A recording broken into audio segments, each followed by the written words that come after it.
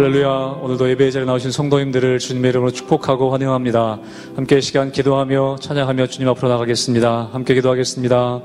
하나님, 저희들 매일매일 기도의 자리로 또 우리가 말씀의 자리로 나아갈 때마다 우리가 주님을 더 닮아가게 되길 간절히 원합니다.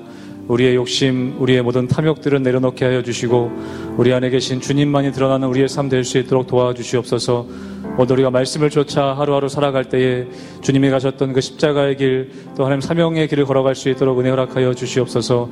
감사하며 예수 이름으로 기도하옵나이다. 아멘.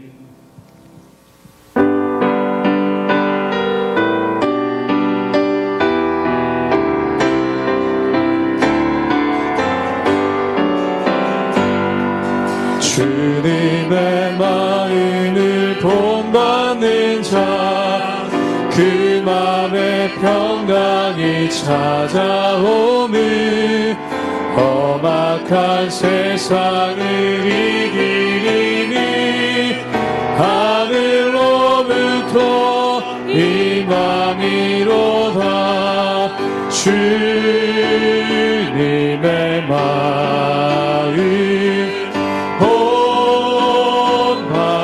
살면서 그 거룩하신 나도 이르리. 주 모습 내 눈에 안 보이며 그 음성 내 귀에 안 들려도 내 영혼 날마다 주를 만나 신령한 말씀을 외우도다. 주님의 마음 온마다 살면서 그 거룩하신 나도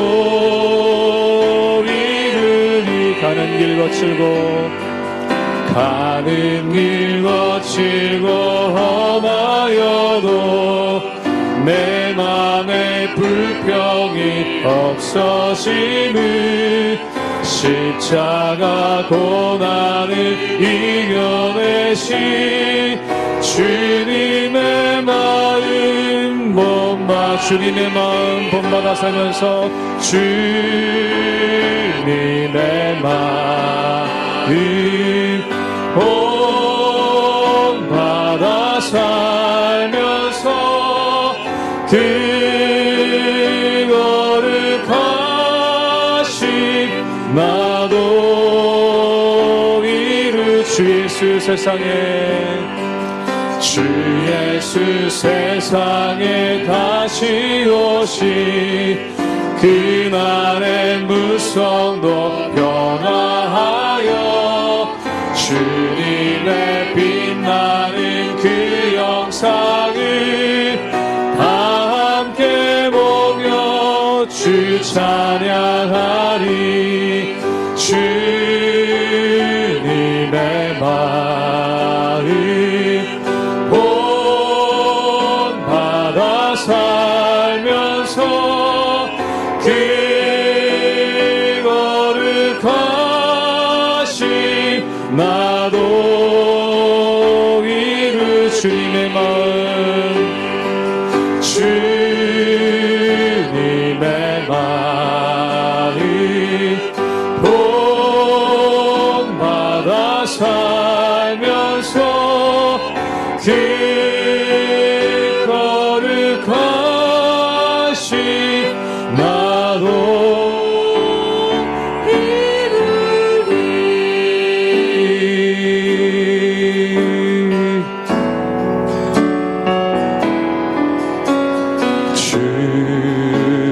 다시 오실 때까지 나는 이 길을 가리라.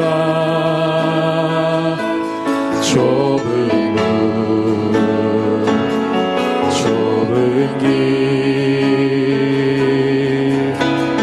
나의 십자가 지고 나의 가는 이 길 끝에서 나의 가는 이 길 끝에서 나는 주님을 보리라 영광의 내 주님 나를 맞아주시리 주님 다시 오실 때까지 주님 다시 오실 때까지 나는 일어나 달려가리라 주의 영광 온 땅 덮을 때 나는 일어나 노래하리 내 사모하는 주님 온 세상 구주시라 내 사모하는 주님 영광의 왕이시 주님 다시 오실 때까지 주님 다시 오실 때까지 나는 일어나 달려가리라 주의 영광 온 땅 덮을 때 나는 일어나 노래하리 나는 일어나 노래하리 내 사모하는 주님 온 세상 구주시라 내 사모하는 주님 영광의 왕이시네 사모하는 주님 내 사모하는 주님 온 세상 구주시라 온 세상 구주시라 내 사모하는 주님 영광의 왕이시라 영광의 왕이시라 영광의 왕이시라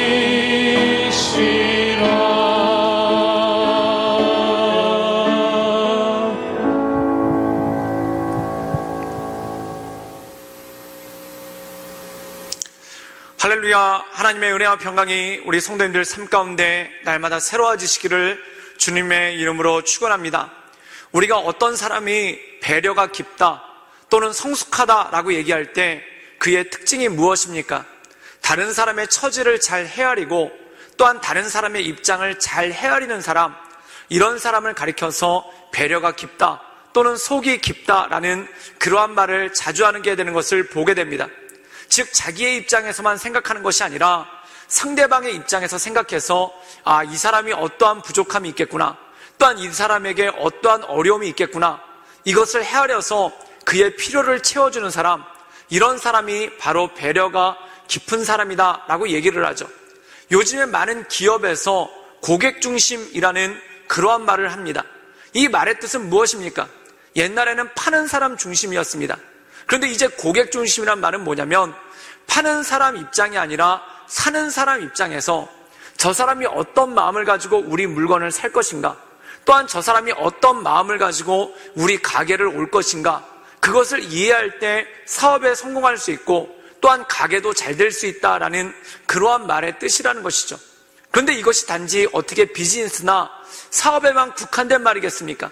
우리가 이 세상을 살아가면서 온전한 인간관계를 맺기 위해 필요한 것, 또한 온전한 삶의 모습을 가지고 가기에 필요한 것, 이것이 뭐냐면 바로 다른 사람들의 형편을 이해하고 또한 다른 사람들의 처지를 이해함을 통해 그것을 배려하며 나갈 때, 또한 그것에 대해서 세심하게 주의를 기울이며 나갈 때 온전한 공동체를 이뤄나갈 수 있다는 것입니다.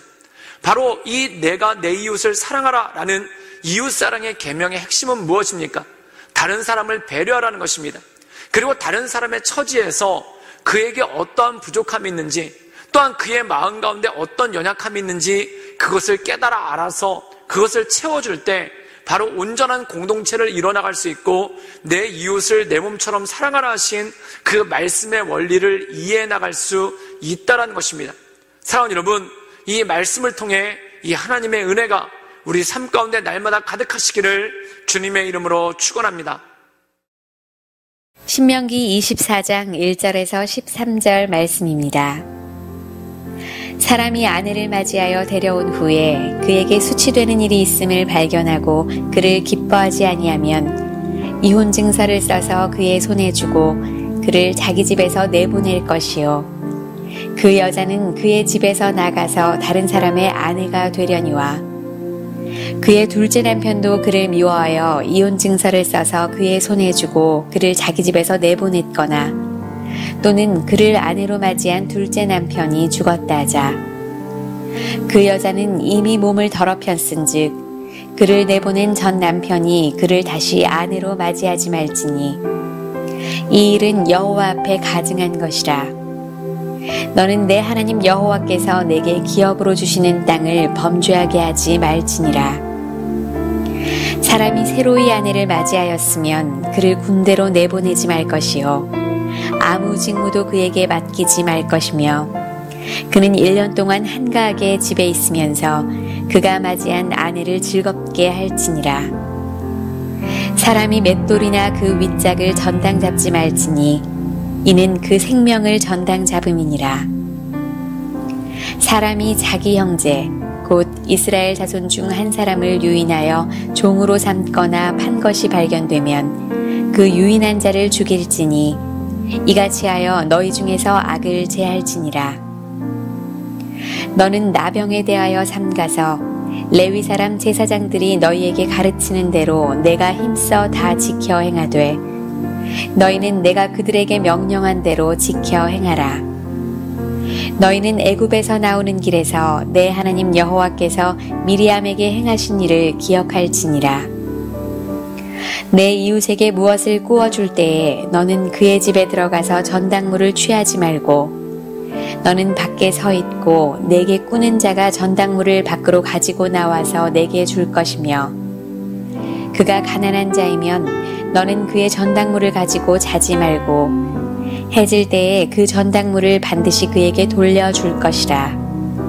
그리하면 그가 그 옷을 입고 자며 너를 위하여 축복하리니 그 일이 내 하나님 여호와 앞에서 내 공의로움이 되리라.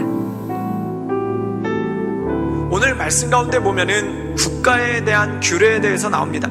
사랑하는 여러분, 국가에게 있어서 가장 중요한 것이 무엇이겠습니까? 나라를 경영하고 또한 나라를 이끌어가고 또한 그 나라에 살고 있는 국민들이, 백성들이 평안하게 살 수 있도록 도와주는 것, 이것이 바로 국가의 역할이라는 것입니다. 그리고 이 국가의 역할 가운데 가장 중요한 것이 뭐냐면은 나라를 외적으로부터 지키는, 전쟁을 잘하는 그러한 것들이 필요하다는 것이죠. 근데 병사들을 뽑을 때 세심하게 유의해야 될 것이 반드시 있다라는 것입니다. 그것이 무엇이겠습니까? 우리 함께 신명기 24장 5절의 말씀을 함께 보도록 하겠습니다. 제가 읽겠습니다. 사람이 새로이 아내를 맞이하였으면 그를 군대로 내보내지 말 것이요, 아무 직무도 그에게 맡기지 말 것이며 그는 1년 동안 한가하게 집에 있으면서 그가 맞이한 아내를 즐겁게 할지니라. 오늘 말씀 가운데 보면은 이제 막 결혼한 사람이 있습니다. 그런데 이제 막 결혼한 사람을 전쟁터로 끌고 나가지 말라라는 것입니다. 사랑하는 여러분, 우리가 때때로 가장 안타까운 소식을 듣는 것이 무엇입니까? 결혼한 지 얼마 안 됐는데, 그리고 자녀가 아직 어린데 아버지가 죽었다라는 그러한 소식만큼 참 사람의 마음을 힘들게 하고 사람의 마음을 어렵게 하는 것이 무엇이겠습니까? 그 이유는 무엇입니까?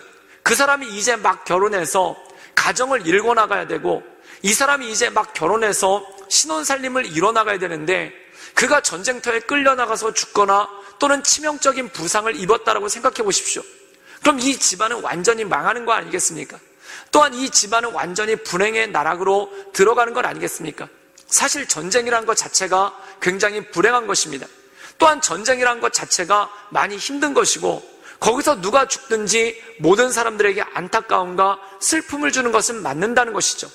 그런데 그 중에 가장 연약한 사람, 또한 그 중에 가장 마음이 아플 사람이 누구겠습니까? 바로 결혼한 지 얼마 안 됐는데 전쟁터에 끌려나와서 죽는다면, 또한 결혼한 지 얼마 안 됐는데 자기 신혼집도 제대로 잃어보지 못하고 전쟁터에 끌려나와서 죽거나 다친다면 그거만큼 힘들고 어려운 일이 어디 있겠습니까? 그래서 오늘 말씀 가운데 보면은 나라가 국민한테 배려해줘야 된다는 것입니다. 그리고 공동체가 개인한테 배려해줘야 된다는 것입니다. 그 배려가 뭐냐면, 이제 신혼집을 이끌고 있고 또한 이제 막 결혼하여서 신혼살림을 하고 있는 그러한 사람을 군대로 끌고 가지 말라. 이것이 무엇입니까? 바로 사람의 마음을 헤아리고 또한 사람의 마음을 이해하는 그러한 배려가 있다는 것이죠. 즉 공동체가 개인을 배려할 때, 또한 단체가 개인을 배려할 때 온전한 공동체를 이뤄나갈 수 있고, 또한 온전한 국가를 이뤄나갈 수 있는 능력이 그 안에 있다는 것입니다. 또 여기서 우리에게 주시는 말씀이 무엇이겠습니까? 우리 함께 신명기 24장 13절의 말씀을 읽도록 하겠습니다. 제가 읽겠습니다. 해 질 때에 그 전당물을 반드시 그에게 돌려줄 것이라. 그리하면 그가 그 옷을 입고 자며 너희를 위하여 축복하리니 그 일이 내 하나님 여호와 앞에서 내 공의로움이 되리라. 오늘 말씀 가운데 보면은 가난한 사람이 너무 배가 고프니까 음식을 사 먹기 위해 돈을 막 빌릴 때가 있습니다. 그런데 그 돈을 빌릴 때 저당 잡힐 게 없으니까, 담보로 잡힐 게 없으니까 자기 겉옷을 담보로 잡혔다는 것입니다. 이 당시 이스라엘 백성들에게 있어서 겉옷은 무엇인가? 밤에 잠잘 때 덮고 자는 이불과 똑같은 것, 그것이 바로 겉옷이라는 것입니다. 그래서 낮에는 이 겉옷을 두르고 다니다가 저녁이 되면은 이 겉옷을 덮고 추위를 이겨나가는 것이죠. 그런데 만약에 이 사람이 너무 가난해서 자기 겉옷마저 저당으로 잡히고 먹을 것을 사 먹었다는 것입니다. 그렇다면 밤이 되었을 때, 특별히 이 이스라엘은 사막기후이기 때문에 일교차가 굉장히 심하지 않습니까? 저녁에는 낮보다 20도 가까이 기온이 떨어지고 굉장히 춥고 쌀쌀한 날씨입니다.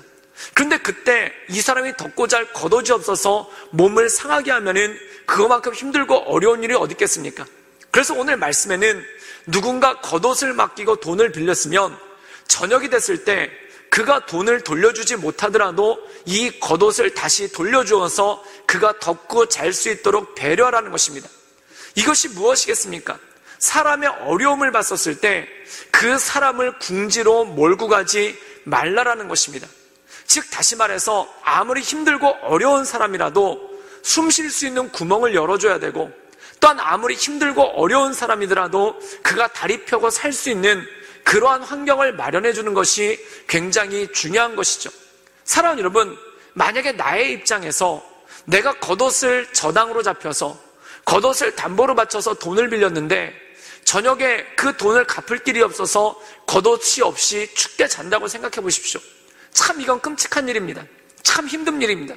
그런데 나에게 돈을 빌려준 사람이 호의를 베풀어서 그 겉옷을 덮고 잘 수 있도록 해준다면 그거만큼 고맙고 감사한 일이 어디 있겠습니까? 사랑하는 여러분, 세상엔 인정이 있어야 이 세상이 움직일 수 있다는 것이죠. 또한 세상에는 인정이 있어야 세상을 원활하게 굴러가게 할 수 있는 힘과 능력이 된다는 것입니다.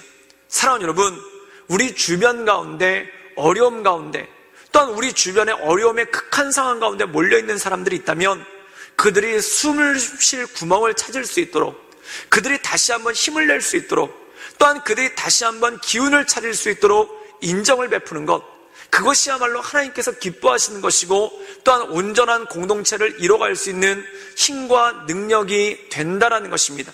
사랑하는 여러분, 하나님께서 우리에게 하나님 아버지의 마음을 주셔서, 또한 우리에게 하나님 아버지의 마음을 주셔서 극한 가운데 있는 사람, 또한 어려운 가운데 있는 사람, 또한 인상의 나락 가운데 있는 사람들을 잘 섬기고, 또한 그들이 일어날 수 있는 기회를 줘서 그들이 새 힘을 얻을 수 있도록 힘을 주고 능력을 주는 그러한 온전한 공동체가 되기를 주님의 이름으로 축원합니다.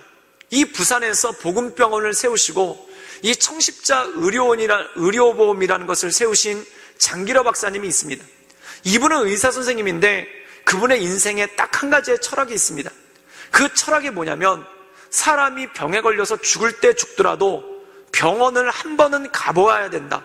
이것이 바로 그분의 철학이었습니다. 내가 너무 아픈데 병원에 갈 돈이 없어서 병원에 갈 수조차도 없어서 치료 한번 받아보지도 못하고 죽는다. 그럼 얼마나 끔찍하겠습니까? 그래서 이분은 그분이 의사로서의 삶의 철학이 뭐냐면 아무리 가난한 사람이라 하더라도 아무리 힘든 사람이라고 하더라도 치료를 받을 수 있는 기회는 한 번은 주어져야 된다. 그래서 생긴 것이 바로 청십자 의료보험이죠. 또한 우리나라의 유한양행이라는 약회사를 만들어서 이 약을 싼 가격에 많은 사람들에게 공급하신 유일한 박사님이란 분이 계십니다. 이분의 경영 철학은 뭐냐면 아무리 가난한 사람이라도 약 한 번쯤은 사 먹어보고 봐야 된다라는 그러한 경영 철학이 있었다는 겁니다. 사랑하는 여러분, 내가 너무 가난한데 약값이 너무 비싸서 약 한 번 써보지도 못하고 약 한 번 먹어보지도 못하고 죽는다면 그것만큼 억울하고 원통한 일이 어디 있겠습니까? 그런 믿음의 선진들, 하나님의 말씀을 순종하고 그 믿음 가운데 섰던 사람들이 있었기에 우리나라 대한민국이 지금 온전하게 살아갈 수 있는 능력이 있었다는 것이죠. 사랑하는 여러분, 우리의 삶의 자리에서, 우리의 사업의 자리에서, 또한 우리가 하는 모든 삶의 자리에서 이렇게 극한 상황 가운데 몰린 사람들에게 인정을 베풀어 그들이 다시 한번 설 수 있도록 힘을 주는 것, 그들이 다시 한번 일어날 수 있도록 능력을 주는 것, 이것이 바로 성도의 사명이고 그리스도의 사명이라는 것입니다. 저는 우리 모든 성도들이 이것을 잘 감당하여 하나님의 나라가 이 땅 가운데 이루어질 수 있도록 소망을 주며 하나님의 은혜 가운데 나가는 우리 모든 성도들 되시기를 주님의 이름으로 축원합니다. 함께 기도하시겠습니다. 늘 언제나 살아서 역사하신 주님, 우리가 주님을 바라보며 하나님의 은혜 가운데 나가길 원합니다. 하나님, 때때로 세상의 극한 상황 가운데 또한 세상의 어려운 상황 가운데 몰려있는 사람들이 있는데 우리가 그들의 처지를 이해하고 또한 그들에게 하나님의 은혜를 드러낼 수 있도록 주여 도와주시고 주님 역사하여 주시옵소서. 예수님의 이름으로 감사하며 기도드리옵나이다. 아멘.